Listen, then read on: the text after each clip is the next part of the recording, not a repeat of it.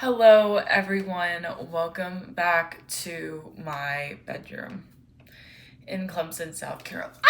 Yes, unfortunately, we are back in the United States, and I say unfortunately with every bone in my body, unfortunately.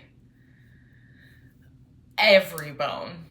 So, I mentioned in the last video, if you watched it, that I had some things to update you guys on, and apologies for my absence and to explain why I was absent for so long. And again, I hope you guys liked the London video. I wanted to get content for you guys without it being like too much content and too much for me to sort through and figure out like what y'all would even want to see, to be honest. So I hope y'all did enjoy it. I do kind of wish I did 2 vlogs where I did one day with more of the like local stuff and not just the touristy things.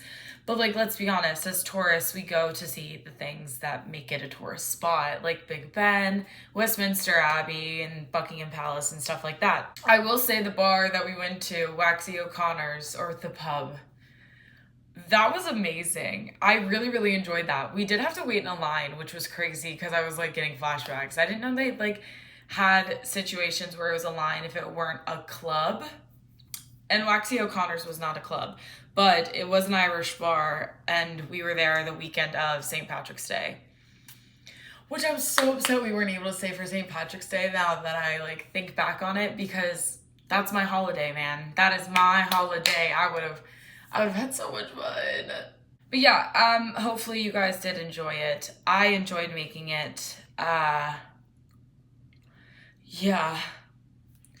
Some things that I've noticed already with coming back, though, is how inflamed I've gotten since I've gotten home.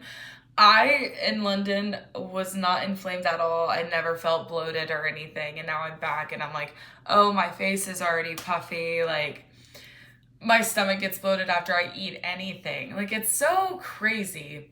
But without further ado, I don't want to make this video 18,000 hours long. Let's get into why I was absent, culture shocks of going to the UK, and genuinely that I'm thinking about moving there in the future.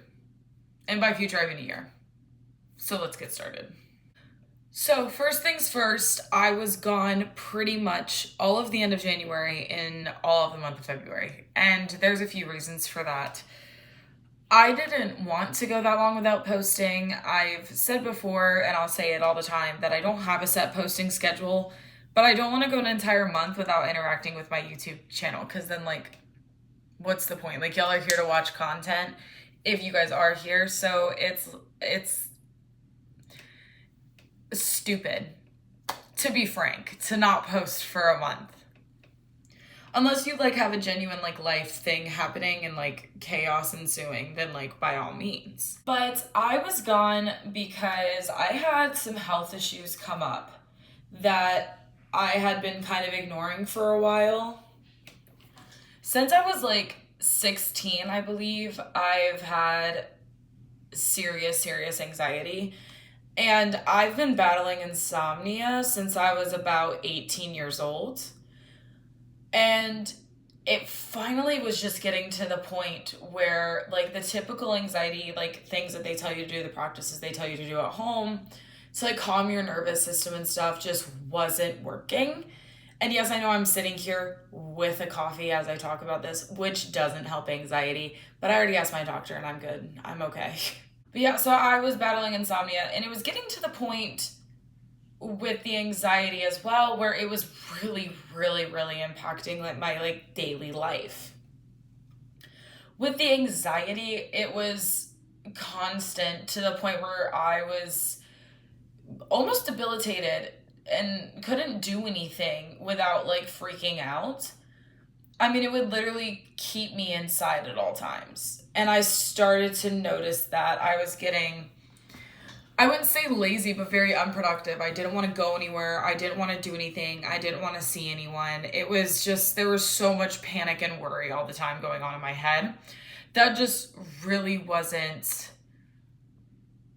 healthy. And then on top of that, I'm not sleeping. So, but what I want to emphasize is I was getting hours. I was getting about 7 to 8 hours a night. So everyone, like, if you hear me say that, you're like, oh, you're fine. You're literally sleeping. The problem was I wasn't going to bed until like 2 a.m. and then getting up at 11 o'clock, 10 o'clock, and like the entire day is gone at that point, in my brain anyway. So like the entire day was gone, and those hours were not restful hours. Like I could wake up and I could tell that I wasn't rested, and that was also impacting my daily life. I would wake up multiple times a night and then have to go work a like 7-hour shift of work. And I could feel it not working. And because of the fact that I wasn't sleeping very well, then the anxiety heightens. And then when the anxiety heightens, I'm not sleeping more. And right? Domino effect of just fuckery. Just complete nonsense. So because of that, I have a flaw where I don't like to talk about my issues with people. I don't like sounding like a martyr. I don't want people to have mercy or pity me at all, because a lot of the things you can solve yourself. You can. But it just finally got to the point where I had to bring it up to my mother, and she was like, yeah, at 21 years old, you're gonna be tired, you're gonna be anxious, especially as a college student, and you're working and all this kind of stuff, but the level that you are explaining is like just not right. And I was like, I figured. So because of that, I had to go to the doctor. And at first I didn't want them to sum it up to just depression and anxiety. Because I was like, I've dealt with that for years. I'm like, so why would it be ramping up and affecting me now? So going in there, I was like, I will not settle for just anxiety. Like, I want a blood test, which is a big thing for me to say if you know me, because I hate needles. And I know it's funny to see that when you see tattoo. I've got a tattoo on my ribs and like ears pierced. Like, so I know it sounds really stupid, but I'm not alone, because I've talked about this with other people. I have needle anxiety in the sense of if, like, medically related. Like, getting a shot to me is literally like someone holding a knife to my throat and like forcing me to stay calm. But like, I can go and get a spontaneous tragus piercing in both ears, which is very rare because of how painful the piercing is, and be just fine.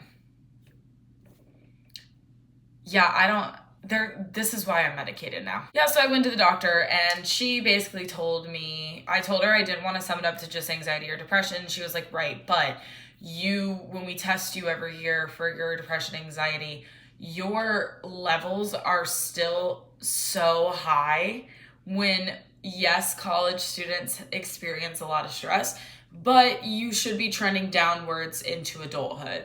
You are not trending downwards at all. And I was like, cool. So I'm now medicated, and I'm so medicated.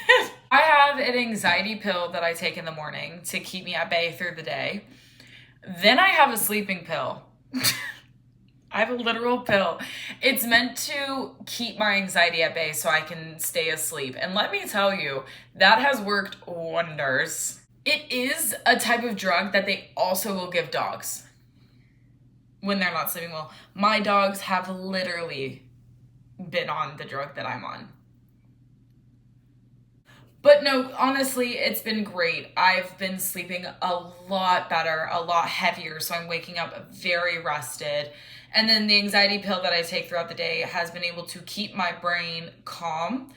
And honestly, it's insane.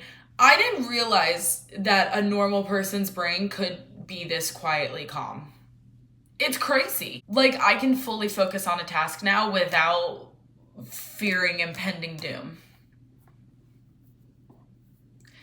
I didn't know people operated like that. It's been such a blessing. I feel a lot healthier, a lot happier, a lot more productive, a lot more positive.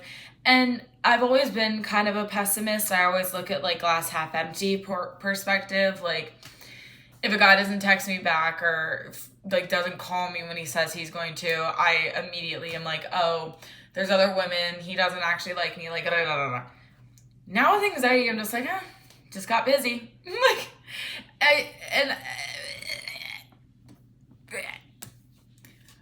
The medication is not like the lifesaver. It's just very helpful in aiding the change in my like mentality. I'm not saying I don't still get anxious, or I don't still, think there's other women, or I don't still think about like, oh, I'm going 10 miles per hour over the speed limit. Like now I'm anxious. There's a cop that's about to just come bust my ass.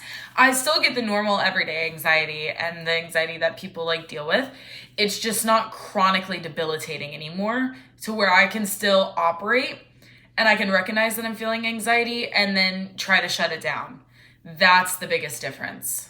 So yeah, that was the health complications that I was going through in the month of February, which is more debilitating than I thought, like I said. And it's been really nice to experience life without fearing that as much, if that makes sense. So now that I had the health stuff taken care of, that was about mid-February that I had that all taken care of. From that point forward, I was working so much that I did not have a social life at all. In order to save up money for the trip to London, I genuinely was working every moment of the day. I would stay late on shifts. I would pick up shifts. I was working doubles. I was doing a lot. And I know if you follow me on Instagram, it doesn't seem like I didn't have a social life, because I had 2 friends' birthdays that I did participate in. But those were birthdays, those were planned events that I could plan ahead for without disrupting my work schedule and the fact that I wanted to save money. So I was working every second of the day, like all the time. So I still don't even know how I was functioning. But listen, it is what it is. I was working a lot. So that explains mainly why I was absent during the month of February. Between the health issues and the working all the time, if I got any kind of downtime, I was really taking it to for myself, especially with being on new medication, having to monitor how my body was reacting so I could tell my doctor like either yes or no when I go for the checkup. It took a lot out of me, and I really, really wanted to be healthy and good and financially secure to go on my dream vacation and destination and dream, which was London. Oh, London! Also, I don't know about y'all, but every time I say in London, this is a product of my father. But we grew up watching Friends, and so every time someone's like in London, I just think of Joey going, in London, when he finds out about Monica and Chandler. And I would say, spoiler alert, this show's been out for 30 years. Like, if you don't know it by this point, that's not my problem. But London, let me tell you guys, oh my goodness, it was the most amazing trip of my life. Hear what my fear was. When you think about something so much and you dream about something so much that you're scared that when it happens, it's going to be extremely disappointing. That's what I was afraid of with London, because I was very excited. But when you hype something up like that, it does have the potential to fall completely flat on its face. And then you just end up disappointed and you feel almost like it was wasted. But that was just not the case here. Oh my goodness. Y'all, it was everything. It was absolutely everything. The location we were in Soho, so we were in the West End, which everyone's like, ooh, fancy.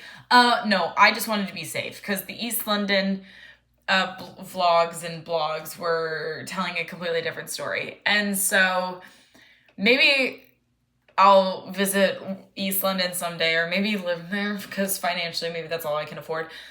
But staying in Soho was amazing. Great location, y'all, if anybody's wondering. If you're planning to visit London, definitely spend the money to stay in Soho. Great area, great restaurants. You've got the market right near you. It's an amazing location. And the Tube is in the perfect spot. It's in the middle of everything. So the Tube doesn't take long to get anywhere. So some culture shocks, mainly, because I don't want to talk too long about London itself. That's what the London vlog was for. But if y'all have any questions, like DM me. Y'all know my Instagram, TikTok, Snapchat, whatever. Reach me on whatever. Some culture shocks that I was not prepared for at all. So one, everyone makes fun of England for not having any flavorful food, and the like running joke is y'all stole from everybody that got spices, but y'all can't figure out spice yourself. I have to give it to them. I was pleasantly surprised by how good the food was. I know. Let it sink in. No, for a country that is not known for good cuisine, I genuinely enjoyed everything that I ate there. I thought the sugar was fine. You know, people say it tastes like even their treats taste like dumb and cardboardy. No, I thought they were fantastic. And I like how I didn't feel like I was so inflated and 1,000,000 pounds after I ate anything. Like, it was so good. I ate spinach for the first time over there. It was in a Caesar salad. I didn't know they did that, but I'm not upset about it. It was so good. And I know I said I took in a lot of Caesar salads, which I did because that's like my favorite food. But it was genuinely the best Caesar I've ever had. And I'm almost scared to have another one here now because of how amazing the Caesar was over there. I didn't think that anything was lacking flavor. I had a salmon that had a glaze on it that was amazing. All their chicken tasted great. I didn't eat anything like steak or anything. But it was amazing. And I definitely think that their food is overhated on. Also, maybe it's just the area and the places that we went to eat. But even their McDonald's, listen, y'all, I'm an American at the end of the day. I had to have my McDonald's at some point. We were walking around. I just needed a quick bite. Don't judge me. But even the McDonald's was super fresh and tasty. Like, it wasn't just a salty piece of meat like it is here. It had actual flavor. So yeah, culture shock number 1. The food is fantastic. Everyone needs to stop hating on them so much. Number 2, when you go to London, do not expect to be walking quick anywhere. At all. We expose ourselves as Americans very quickly because we were booking it everywhere. We were not even in a rush, and we were walking like we were late to our wife giving birth. Like, it was insane. But the people walk so slow. They walk so unbelievably slow. Nobody's in a rush. And they'll walk in their groups on the entire pavement and not move at all. There was one point where I genuinely, like, almost body checked a woman. Also, they'll just stop directly in front of you, and then you have to stop. And that's when I almost body checked her. I very kindly, like, kind of pushed her out of the way by her book bag. That or she would have gotten absolutely taken down by me, and I just didn't want that to happen. So yeah, unbelievably slow walkers. That was culture shock number 2. Number 3 kind of coincides. They don't, in restaurants and stores and stuff, they don't say excuse me. They kind of just like walk in front of you and look at what you were looking at, or they'll reach like really awkward angles around you and grab it and just like pull it back to themselves. Strange. But listen, that's how they do. Culture shock number 4. There's so many self-checkouts everywhere, and it's all contactless payment. Like, you really don't use a physical card or cash anywhere. So that was crazy as well. Quick and efficient though. Their tap systems are insane. Like, tap system, you could hold it up here and it'd go ding. Ours, you have to hold it there. You have to move it around, hover, raise it, put it back down. It goes, raise it, put it back down, raise it, put it back down, move it around, ding. Oh, finally. That didn't happen there. I don't know what number I'm on. But another culture shock is they don't speak in public. They don't speak in public. And I know like some of that isn't entirely just European. I know on the New York subway, like sometimes people talk about how they don't want to be talked to, or in Chicago. But the New York subway is also just in its entire own category when it comes to public transportation. But they don't talk at all. Like, couples would be sitting next to each other on the tube or the double-decker bus, and they just wouldn't say a word. It was the most quiet public transportation I've ever seen in my life. It was insane. And it got to the point where, like, my friend Lexi and I, who I traveled with, we talked to each other very quietly. But, and then at one point, like, these Americans got on. Oh my God, let me see if I can find the video. These American girls got on, and they were so loud to the point where Lexi and I were even judging them, and then we were like, oh God. This is the Central Line train to West Leipzig. This is the Central Line train to West Leipzig. Yeah, so obviously that was a 5-second snippet, but they were so loud the entire time. And Lexi and I were making fun of them the entire time because we had a running joke. When we did anything remotely American, we'd be like, stupid fucking Americans, you know, in a terrible British accent. That was so offensive. So we would do that, and we made that joke, which is why that was captioned that. I hope those girls had a great vacation too. They were definitely on spring break, so I hope they had fun. Oh, another culture shock. I heard way more foreign accents and foreign languages than I heard of British English at all. I was so looking forward to being surrounded by British speaking people. And I know I say British speaking like it's not the same language, because it's not. Okay, the certain words they have for things throw me off. But I was so looking forward to being surrounded by people that had British accents, every kind of British accent. I love the British accent as a whole. I love it if it's posh. I love Liverpool. I love Manchester. I love Birmingham. I love that one. I love all of them. So I was very, very excited to be surrounded by that. And it just wasn't at all. I heard so much French. So much French. And mind you, I'm going to say something and I'm going to offend people and I don't care.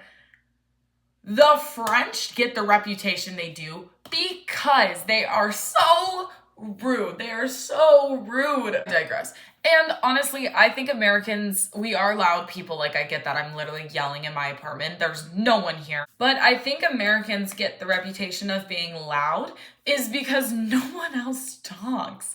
It was the quietest city I've ever heard. Even out on the street at like 10 a.m. in the morning, it was silent.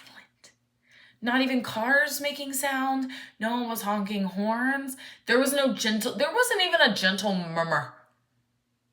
Like a conversation murmur. Okay? There was none of it. It was so quiet. And that's why I think Americans get the rap that they do. Honestly. I'll just say it again. I'm not going to keep y'all any longer because I have been talking for longer than I anticipated. But I do genuinely want to move there. Like, seriously. In my last vlog, when I said this was my formal letter to my mother that I'm never coming back, that was me being dead fucking serious. I have always wanted to live in Europe for at least a year, somewhere in Europe. And I've always wanted to travel Europe. So now that I've been and I've seen London and I've experienced it, it definitely solidified for me that I want to live there for at least a year in my 20s. And by at least a year, I'm literally aiming for next year at some point. Yeah. Plus, I want to explore so much more of Europe. And it's so much easier once you're already there to just go around. Now, listen, I know this is a humongous thing to just say out loud, and I have a lot that goes into it, like a visa, a job, a place to live, understanding the culture, the rules that I'd have. Like, I get there's a lot that goes into it, but I am being deadly serious when I say it. Also, I had so many people, like, think I was a local. So many people. We were at a bar at Waxy O'Connor's. And you can't tell in this light, but my hair is very ginger right now because it's getting lighter out. It's getting lighter because it's warmer outside. And I had a man fully ask me where in Ireland I was from.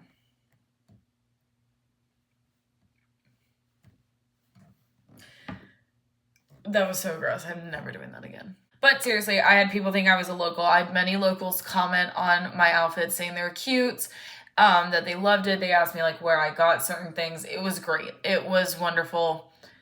Oh, that's another culture shock is even though they don't speak a lot, the British are not as rude as y'all say they are. They're actually some of the nicest people. And even when they found out I was American, like they still were so sweet, so helpful, so complimentary. And it didn't feel like it had a double meaning or an innuendo in it at all. Like it was really just, they were very kind. Yeah, I didn't think their customer service was mean at all. I mean, some of it was very blunt, and I can see how people would see that as being rude, but I'm a very blunt person. So to me, they'd be like, no, you need to be there. And I'd be like, all right, cool, my bad. Like, I'm a blunt person too, so I get it. I genuinely want to move there, and I really am putting time into it already to start, like, seeing what that entails, and when I can do it as soon as possible. The other thing that goes into it is money and financing it, which is another huge thing that I have to figure out after I figure out everything else. So regardless. So hopefully you guys weren't bored during this video. I just feel like I owed y'all an explanation as to why I ghosted and then just uploaded a video of me in London. I definitely am looking forward to spending more time with y'all, and I promise I'm gonna try to do these videos a lot less where I'm just sitting at your face and speaking at you. I'm really gonna try to do that a lot less because now I'm back in the States and I'll have a lot more going on. So yeah, let me know what y'all want to see for real. I got a few suggestions from people that I'm definitely gonna work on. So yeah. Other than that, I'm so glad to be back. I really hope y'all enjoyed the London video. And I genuinely appreciate all the attention that y'all give and watching these and commenting and messaging me privately. I really appreciate that. It's not a lot of us, but there's enough to where it gives me motivation to want to do this. So yeah, all right. Thank y'all for tuning in again. Thank y'all for your patience. I promise I'm trying not to do these sit and talk to y'alls anymore, but y'all needed an update like I said. So yeah, other than that, I hope you'll have an amazing day. It is Saturday right now. It is a gorgeous day outside. So I'm going to go sit outside once I'm done with my laundry and read. And then I have a birthday party to go to, so I have to get ready for that as well. Other than that, y'all don't care. Other than that, thank y'all so much. Stay blessed. Stay safe. Love, love, love. Live, laugh, love. Get medicated if you think you need to be medicated. That's another thing. I keep thinking about that scene from Step Brothers. You should be medicated. Fuck you, Brennan. I say that with my dad all the time now. Anyway, y'all don't care. Okay. No, for real. Thank y'all so much, and I will see y'all in the next video. Have an amazing day, and I love y'all. Peace out.